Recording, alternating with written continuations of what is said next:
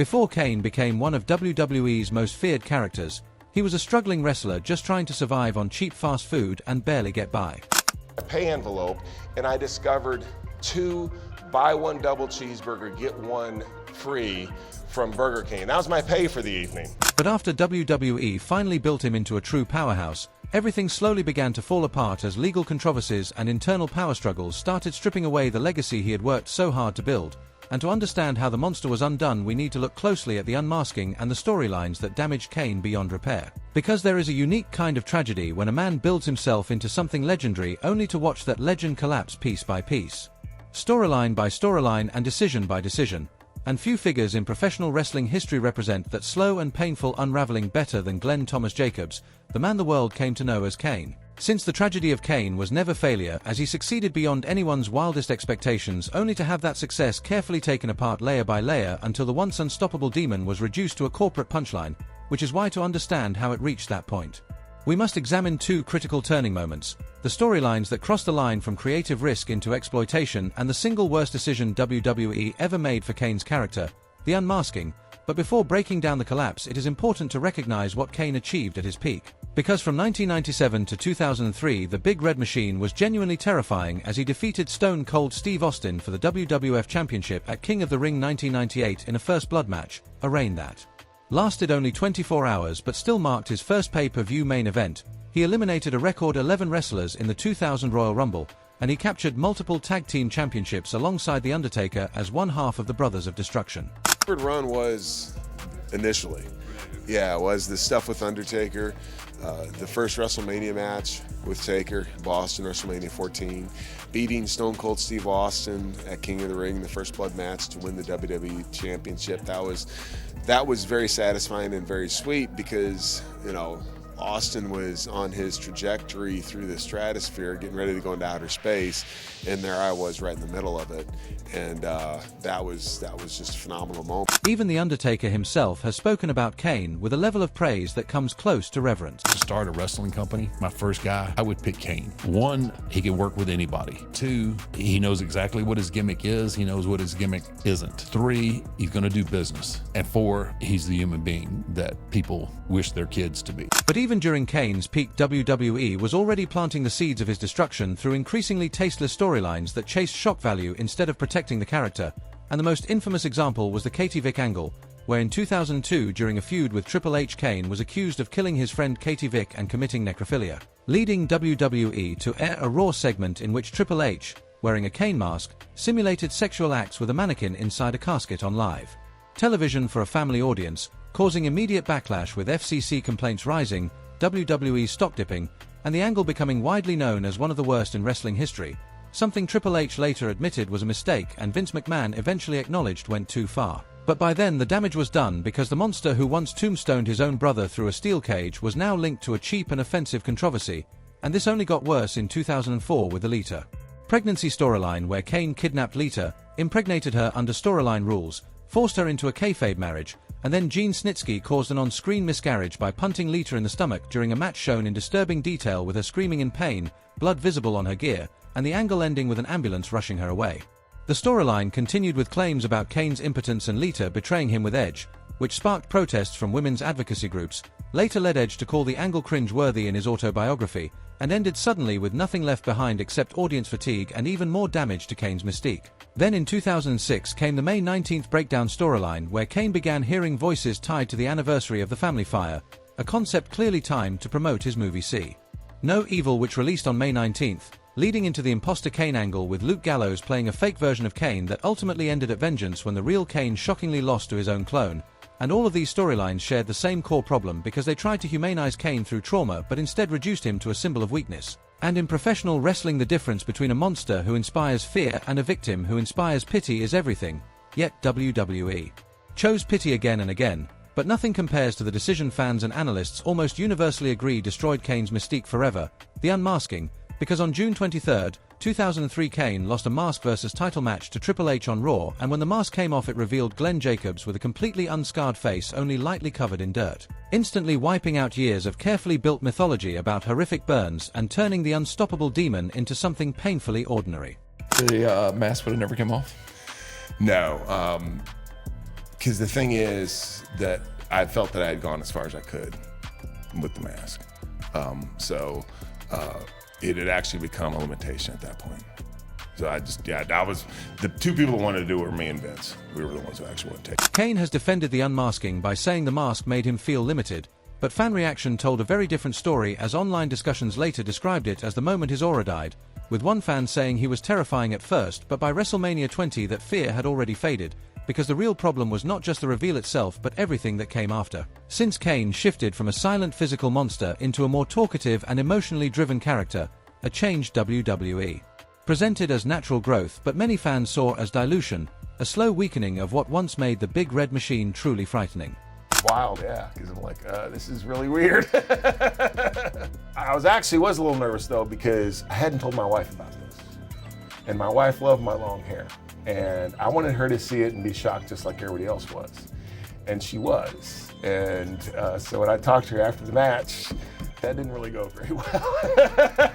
The years that followed turned into a long stretch of diminishing returns, as Kane carried Rey Mysterio's mask in a burlap sack during a forgettable 2008 feud and later evolved into Corporate Kane in 2014, a suit-wearing authority enforcer that reduced the Big Red Machine to a desk-bound functionary. While he was increasingly used as a stepping stone for rising stars by taking losses to everyone from Edge and John Cena to Roman Reigns, and Kurt Angle later explained that Glenn Jacobs was simply too good of a person who often insisted on putting others over at his own expense, which helped create the image of Kane as a pushover who prioritized elevating talent over protecting his own dominance.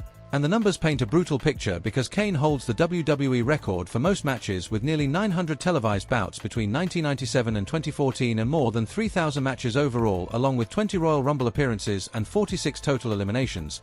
Yet he never won the Rumble, and his 1998 championship victory remains his only clean pinfall world title win. You also have to realize that yes, if the fans aren't buying it, that you have to do something, right? And if your character's getting buried because, in many cases, because the other guy isn't aggressive enough, you get some of the guys like Kurt Angle. I mean, Kurt Angle wasn't necessarily a big guy, but good Lord, he'd just go out there and, he was just so aggressive. And the Team Hell No era with Daniel Bryan in 2012 and 2013 was widely viewed as a creative high point, and while the anger management therapy segments even won an Emmy, they also completed Kane's transformation from feared monster into a comedy character. Because the same man who once burned his brother alive was now hugging it out for laughs, and with social media killing kayfabe, whatever mystery Kane had left faded with it. And by the time he semi-retired in 2018, the Big Red Machine had become, in the eyes of many fans, one of the worst booked heels in WWE history, not because of Glenn Jacobs' limitations but because of creative choices that repeatedly favored short-term shock over long-term character integrity, since WWE did not destroy Kane all at once but dismantled him slowly, publicly, and with his full cooperation, as Glenn Jacobs was above all a company man who trusted the process, and that trust may be the real tragedy, and when he officially stepped away from full-time wrestling in 2018, he did not fade into obscurity but made a move almost as unlikely as his rise from a failed dentist gimmick to a legendary monster by entering politics, as on September 1, 2018 Glenn Jacobs was sworn in as mayor of Knox County, Tennessee, a suburban area outside Knoxville with a population of around 500,000 people, after winning the Republican primary by a razor-thin margin of just 23 votes and then defeating his Democratic opponent decisively with 66.4% of the general election vote. Politics is everywhere in our world, and definitely in WWE, you had to learn to navigate the internal politics if you were going to be successful. Yeah. So there really, as weird as it sounds, there really actually isn't that much of a difference. The transition into politics was not entirely smooth, as during his 2018 campaign, opponents raised questions about WWE's history with performance-enhancing drugs, with local activist Tim Hutchkins sending letters to media outlets claiming widespread steroid use based on anecdotal reports from wrestling insiders. Though Jacobs denied ever using steroids, no evidence emerged, and he still won the election comfortably, yet the political arena proved far more treacherous than any wrestling ring. Because in November 2022 a federal lawsuit was filed by Paul White, the county's former Parks and Recreation director, accusing Jacobs of creating a hostile work environment, retaliating, and pressuring him to lie to state investigators about the misuse of a county-owned $10,000 golf cart by Jacobs' chief of staff Brian Hare, who allegedly used it for personal errands and even had it delivered to his home for his wife's use. And when auditors discovered the misuse, Jacobs allegedly slammed a desk and cursed at White for refusing to lie about the duration of the incident. The county eventually settled the lawsuit for $150,000 without admitting liability. Hare resigned, and no criminal charges were filed against Jacobs. Yet the scandal did not derail his political career because in August 2022, just weeks before the settlement, Jacobs won re-election with 55.3% of the vote, though his social positions have proven far more divisive among his wrestling fan base. When the Supreme Court overturned Roe v. Wade in June 2022, Jacobs tweeted, "Victory, SCOTUS has returned the issue of abortion to the states. This is as it should be.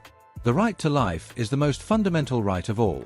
Praise God." And the reaction was immediate and intense as Glenn Jacobs began trending on Twitter. Former WWE star Soraya Page publicly criticized him, and fans on Reddit's r/squared circle expressed frustration, often saying, "We like Kane, we just don't like Glenn Jacobs," a sentiment that highlights the tension between character and performer that has come to define Kane's legacy. While conservative audiences have hailed Jacobs as a champion of liberty, applauding his anti-mask mandate stance and fiscal conservatism, progressive fans see his alignment with Trump as a betrayal of the underdog character they grew up loving, and in May 2025 Jacobs made headlines again by challenging Minnesota Governor Tim Walz to a charity wrestling match, pledging to raise $100,000 for split charities, a stunt that went viral with clips shared by Piers Morgan and other conservative commentators, all while controversies continued to simmer, including a 2023 lawsuit from a group of sheriff's deputies over pension caps allegedly violating their contracts. And in May 2025 Jacobs publicly expressed no confidence in the leadership of the Richard Elbin Juvenile Detention Center following retaliatory firings of whistleblowers in August 2025. 2 county officials connected to Jacobs' administration were indicted for official misconduct, yet he continues to maintain high approval ratings and has delivered on many of his campaign promises. Avoiding property tax hikes since 2018, overseeing the creation of over 5,000 jobs, and launching initiatives like Operation Heroes Hill, a veteran homelessness program providing tiny homes and support services, while his personal life remains remarkably stable amid public turbulence as he has been married to Crystal Marika Goen since August 23, 1995, celebrating 30 years together with 2 daughters, Arista and Devon, and as of 2023 they have become grandparents, also co-owning an all-state insurance agency in Knoxville. And when asked about his favorite version of Kane, Glenn does not hesitate, citing the first Kane costume because the original silent, masked demon who ripped hell in a cell doors off their hinges now exists only in memory and video games, with him being featured in WWE 2K25 holding records for most WWE matches ever and achieving Grand Slam champion status, making occasional appearances at conventions and WWE events including a cameo at SummerSlam 2022, yet the man who exists today is neither the monster nor the failed football player nor the broke wrestler surviving on Burger King coupons.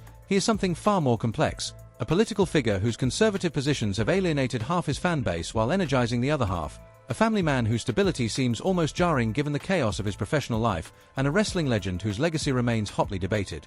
A lot of these cliches that we hear, they really are true. And, it's like, I think Rocky Balboa said, it's not how hard you can hit, it's how hard you can get hit and keep on going. And that's true in life. Life can be hard, it can be very difficult, but you just have to keep on going. And I think the single thing that separates people that achieve their goals from those that don't is they simply don't quit until they get there. Perhaps that is the most accurate summary of Glenn Jacobs' life, as he failed at basketball, failed at football, failed as Isaac Yankham and Fake Diesel, and watched WWE systematically dismantle the mystique of his greatest creation through tasteless storylines and short-sighted booking decisions. Yet through it all he simply refused to quit.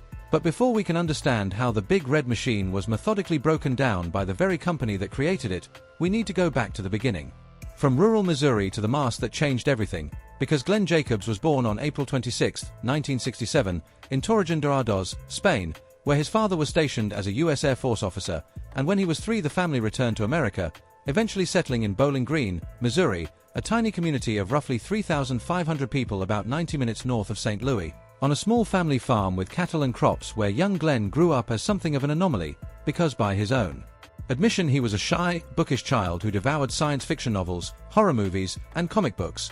Yet there was something else that set him apart and was impossible to ignore, since by 6th grade Glenn already stood 6 feet tall and by his freshman year of high school had shot up to 6 feet 6 inches, a physical advantage that, combined with natural athleticism, made him a standout on both the basketball court and football field at Bowling Green High School, where he earned all conference honors as an offensive lineman, and in 1985 he graduated with a 3.8 GPA and a full athletic scholarship to Northeast Missouri State University, now Truman State, with a clear dream of pursuing professional athletics, preferably basketball, perhaps the NBA or even one of the lucrative European leagues, the future seeming bright and the path set. But like so many, that path was abruptly shattered during his sophomore year in 1987 when Glenn suffered a devastating knee injury, tearing his ACL and MCL, effectively ending his football career and derailing his basketball ambitions, leaving a singular catastrophe that would haunt him for years.